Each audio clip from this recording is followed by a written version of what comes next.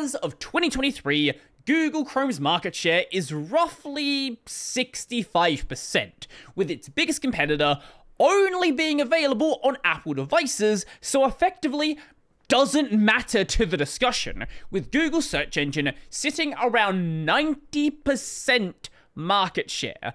Whilst Google is not a monopoly in the traditional sense of there only being a single option, Google does conduct many monopolistic practices, and back in August, District Judge Amit Mehta ruled that Google does in fact operate an illegal search monopoly, with Kent Walker, president of Global Affairs at Alphabet, giving a relatively snarky response at the time. This decision recognizes that Google offers the best search engine, but concludes that we shouldn't be allowed to make it easily available. We appreciate the court's finding that Google is the industry's highest quality search engine, which has earned Google the trust of hundreds of millions of daily users, that Google has been the best search engine, particularly on mobile devices, has continued to innovate in search, and that Apple and Mozilla occasionally assess Google's search quality relative to its rivals and find Google's to be superior. Given this, and that people are increasingly looking for information in more and more ways, we plan to appeal. As this process continues, we will remain focused on making products that people find helpful and easy to use. As you can tell, Google, Alphabet, and Kent Walker specifically, were not super happy about this ruling. Honestly, considering how long Google has been allowed to operate just however they feel like it, I am genuinely surprised that anything is even remotely being done. Now, we haven't had anything fully pass, and none of this kicked off recently, first kicking off back in 2020 during the prior Trump administration. We'll see how it goes under the second one. There's some potential that it just gets completely thrown out and nothing actually happens. But the fact that it's even gotten this far, the fact that any judge is even in a position to be ruling on what Google has to be doing when companies like this have been allowed to do whatever they want for so long, this is a step in the right direction. Now, you've probably already heard the more recent addition to this story. The DOJ is continuing to pursue this antitrust case and is trying to get Google to be forced to sell Chrome. Like, yes, Google search is their main thing. It's the main thing that makes the money. But Google does not want to sell Chrome whatsoever. That's only the tip of the iceberg, though. There is a lot more to this. However, I can think of a few companies that might be interested in buying Chrome. You know, your Microsofts, Amazon, IBMs of the world, because it's unclear exactly the value that Chrome would have, but Bloomberg estimates it around $15 to $20 billion. Obviously, it's unclear how much it would actually be valued at until they actually go ahead with a sale and people actually try to buy it, but it's not going to be a cheap purchase. But again, that is only a very small part of the full judgment that they want to pass. So this is the executive summary of plaintiff's proposed final judgment, United States of America versus Google. And it gets a lot worse than just selling Chrome. Google is prohibited from owning not only a browser, following its divestiture of Chrome, it may not re-enter the browser market for 5 years. So, if I understand this correctly, they'd have to pull out of Chromium as well, which is primarily developed by Google engineers, but also from owning or acquiring any investment or interest in any search or search text ad rival, search distributor, or rival query-based AI product or ads technology. So if there's some AI tech company coming up, some search company, some ad tech company, Google can't go and buy that company to take them out of the market. Also, if things don't improve and Google is still a monopoly, they are still conducting monopolistic practices, the divestiture of Android, potentially forcing Google to sell Android as well. Now, going back to the point I had before about them not being able to buy up any rivals,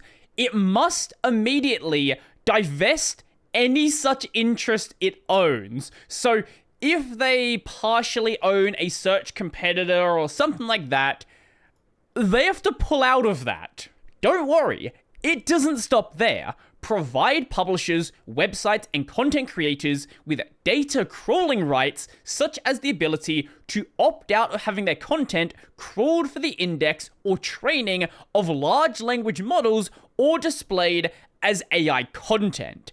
This would completely destroy Google's ability to have like that AI search, hey, this is what websites are saying thing, where you like search a random query and it tells you to go and eat some rocks. An effective remedy must also ensure that Google cannot circumvent the court's remedies by providing its own search products preferential access to related products or services that it owns or controls, including mobile operating systems, e.g. Android, apps, e.g. YouTube, or AI products, e.g. Gemini, or related data. What I assume this means is Google can't force anyone to say, okay, Chrome is the default browser on Android, or Google has to be the default search engine, or if you're gonna have some AI product, it has to be Gemini. I don't know how far this might expand, but that seems at least like a surface level attempt at resolving that problem. I'm sure there's a lot more, though, that they'd like to mess with. But what I think is really important that is not getting as much attention as it should be is these provisions are designed to end Google's unlawful distribution agreements, ensure that Google cannot approximate its unlawful practices with updated contracts, and eliminate anti-competitive payments to distributors, including Apple. Now, Apple is obviously the big focus here because they pay them, like a couple $billion? Like a lot of money. And the reason for that is Google is terrified of Apple because if Apple decides to make a search engine, that 90% is gonna go down to something like 60%. You reasonably might not use an Apple search engine, but you are not the target. Apple users love Apple products, and Apple users often use defaults. There is a reason Safari is at 18% market share, and it's only on Apple devices. People love Safari, and if an Apple search engine exists, that thing is going to get popular really quickly, and Google does not want that to happen. Now, Apple, Samsung, other major companies, they are the main focus of this issue. However, they're not the only ones that get money from Google to make Google search the default. There is some collateral damage like Mozilla Firefox. I know people don't like to hear this, but I'm gonna tell you again, Mozilla is effectively a Google sub-brand. The majority of their funding comes from Google. As of their latest filings, 86% of their revenue comes from Google. Now, I don't think Mozilla is completely cooked. They would be if Laura Chambers wasn't running the company now, because Laura seems like she actually knows what she's doing. Mitchell Baker probably would have just driven it into the ground. Mozilla is going through a lot of changes recently. They're looking into like ad tech, they're looking into AI, and I think they're trying to be their own independent brand again and not just tied to Google. Also, there's been layoffs and stuff like that. They knew this was happening. Laura knew that something had to be done, and she's actually doing something. I don't know what's going to happen, but I do think there's going to be a rough couple of years for Mozilla if this actually does pass. Now, obviously, Google isn't too happy about this potential future, and Kent Walker had more to say. DOJ's staggering proposal would hurt consumers and America's global technological leadership.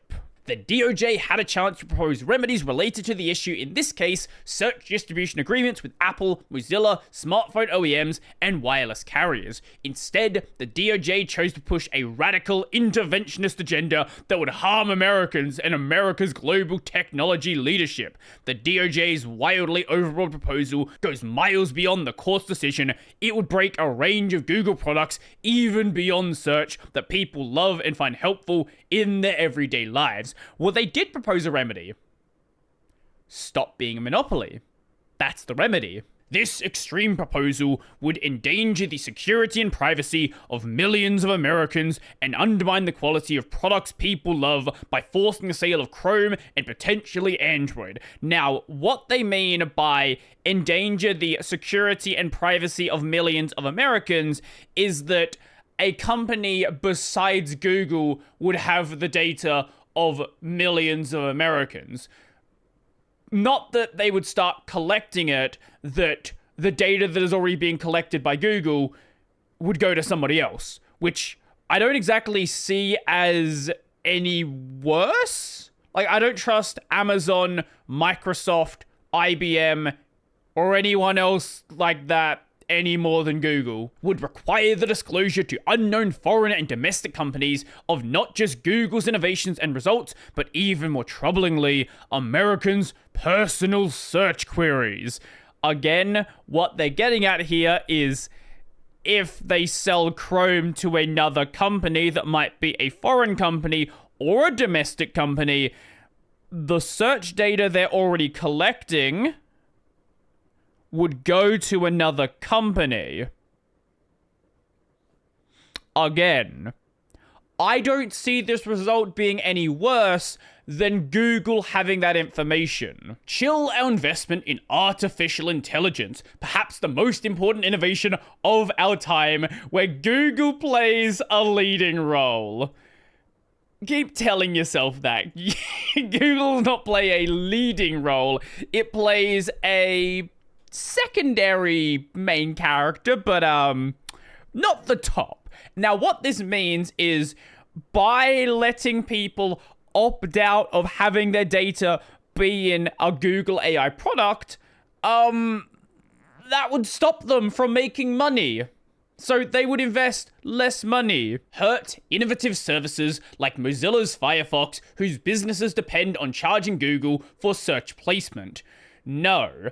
Their business depends on you bribing them to make sure that you don't have a browser monopoly. That is the reason that you pay them. It is no other reason besides that. They think that if Safari exists, if Firefox exists, they do not have a monopoly. Now, technically, they don't. But depending on the result of this case, legally they might deliberately hobble people's ability to access Google search. What they mean by this is not having Google search be the default on everything because you are paying everyone, giving users the ability to choose by default what search engine they want to use. So they'll still have the ability to use Google search if they want to. However, they will also be given a choice to maybe use something else and mandate government micromanagement of Google search and other technologies by appointing a technical committee with enormous power over your online experience. Now, this technical committee does exist. However, they're framing it in a really disingenuous way. This required Google to appoint an internal compliance officer and establish a technical committee to assist plaintiffs and the court in monitoring Google's compliance.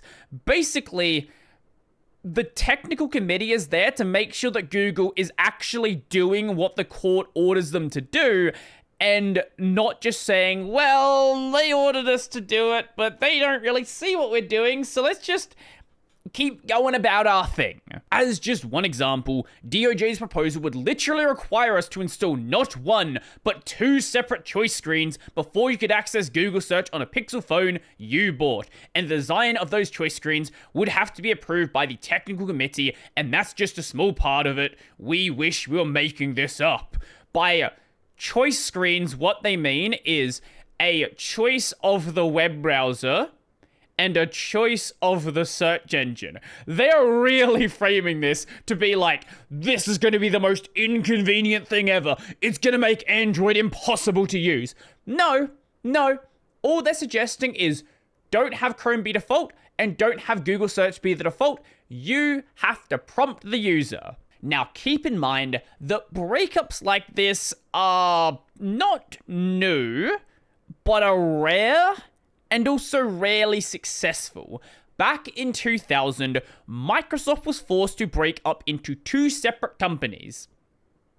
As you can tell, that never actually happened because in 2001, this was overturned. So even if this does go through, it doesn't necessarily mean it's going to happen. Google can still appeal, and it might be reversed. And also because there's a change in US administration, it's unclear exactly the stance they're going to take on this. So hopefully something comes out of this. But it doesn't mean that everything is going to happen. They might do part of this, like not have Google search be the default and Chrome be the default, but still be allowed to own Chrome. It'll depend on what actually happens in the courts. Honestly, my worry is that nothing's going to happen and business is as usual. But I guess we'll have to wait and see. So let me know your thoughts down below. What do you think should happen? Do you use Google products on a daily basis? Besides, obviously, you're on YouTube right now. So besides YouTube, I would love to know. So if you liked the video, go like the video. And if you really liked the video and you want to become one over these amazing people over here, check out the Patreon, subscribe to LiberaPay, link in the description down below. That's going to be it for me, and who do you think's in the right here?